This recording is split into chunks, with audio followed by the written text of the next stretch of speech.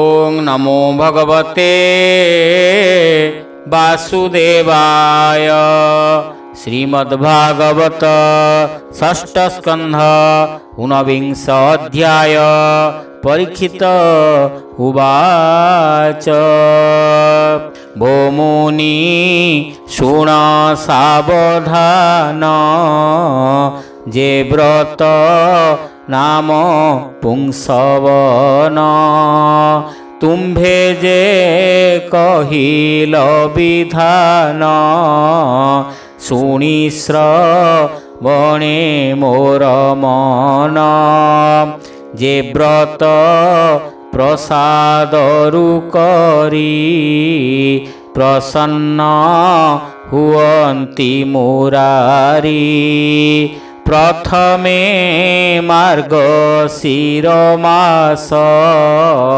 शुक्ल प्रतिपद दिवस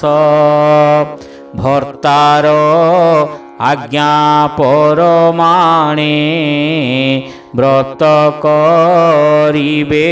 स्थिरी गणे ए व्रते होई सर्वसिद्धि आदरे कले यथाविधि ब्राह्मणे करीण बरण शुणिब मरुतंक जन्म शुचि होइब करि स्नान शुक्लवसन परिधान पूर्वरु भोजन न करी चंचल मन स्थिरे धरी लक्ष्मी सहिते भगवान पूजिब होई तो समन पद्मचरण चिंती ध्याने स्तुति करिब ए विधाने हे निरपेक्ष पूर्ण काम नमस्ते प्रभु आत्मा राम नमो महाविभुईश्वर सकल सिद्धिर ठाकुर अनंत गुणे युक्त तू ही नमस्ते प्रभु भावग्राही हरि हरि बोला। भो देवी गोविंद घरणी अशेष गुणे सुलक्षणी लोकमात सृष्टि कारण मोहरे हुआ तु प्रसन्न नमई तोहर चरण जगत जहार भियाण नमई प्रभु भागवत महापुरुष आदिभूत महाविभूति पति तुही महाविभूति युक्त होई अखिल ब्रह्मांड ईश्वर ग्रहण कर उपहार एमंत करी आराधन पूजिब लक्ष्मी नारायण पाद्य अर्घ्य जे आवाहन विधिरे कराई स्नान दिव्यवसन समर्पिब शुक्ल उत्तरी निवेदिब नानाभूषण गंध धूप प्रसन्न उपहार दीप आवर जेते उपहार स्थापिब विष्णुर छामुर विष्णुरे देई जेते द्रव्य आनंदे ताहा समर्पिब कृष्णर जेते भावरस आनंदे करीब प्रकाश हबि आहुति जे द्वादश अनले देव अवशेष नमो भगवान ईश्वर महापुरुष देववर महाविभूति पति तुही स्वाहा बोली अर्पिब तही लक्ष्मी अच्युत बेनिजन वरदायक नारायण भक्ति रे नित्य जे पूजिब सर्वसंपद से लभिब ଭାବରେ ହୋଇ ଭକ୍ତିଯୁକ୍ତ ସାଷ୍ଟାଙ୍ଗେ କରି ଦଣ୍ଡବତ ମନ୍ତ୍ର ଜପିବ 10-12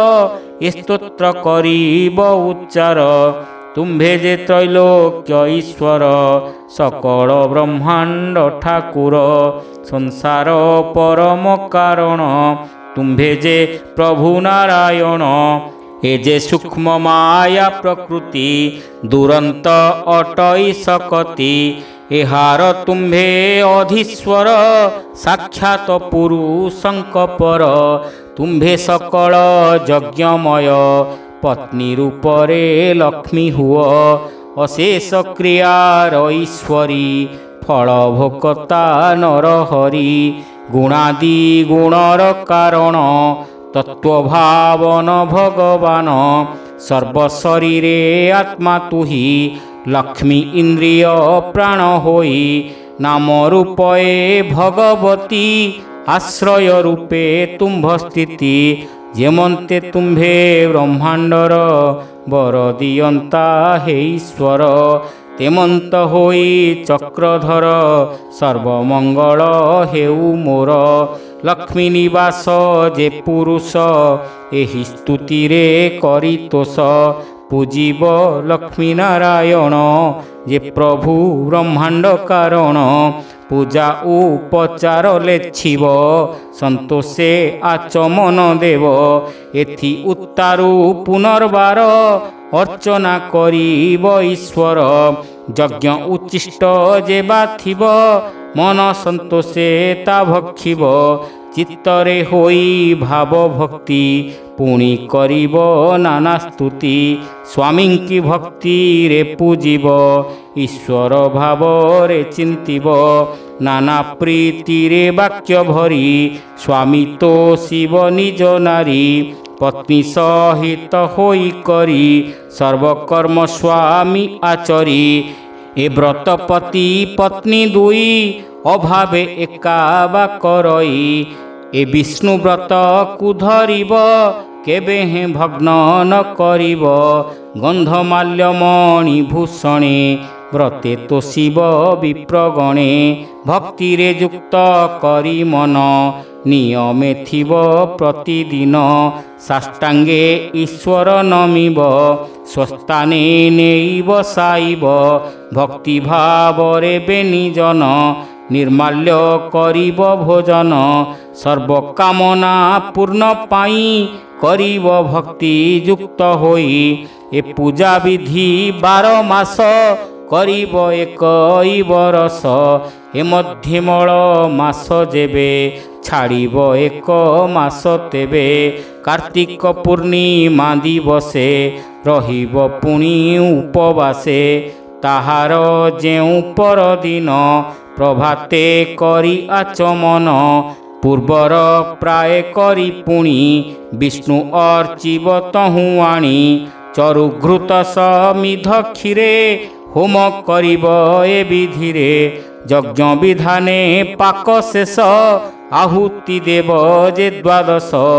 ଆଶିଷ ଘେନିବ ମସ୍ତକେ ବ୍ରାହ୍ମଣ ମାନଙ୍କର ବାକ୍ୟେ ସାଷ୍ଟାଙ୍ଗେ କରି ନମସ୍କାର ଆଜ୍ଞା ଘେନିବ ବିପ୍ରଙ୍କର ଆଚାର୍ଯ୍ୟ କରିଣ ଅଗ୍ରତେ ସୂଚି ହୋଇ ବନ୍ଧୁ ସହିତେ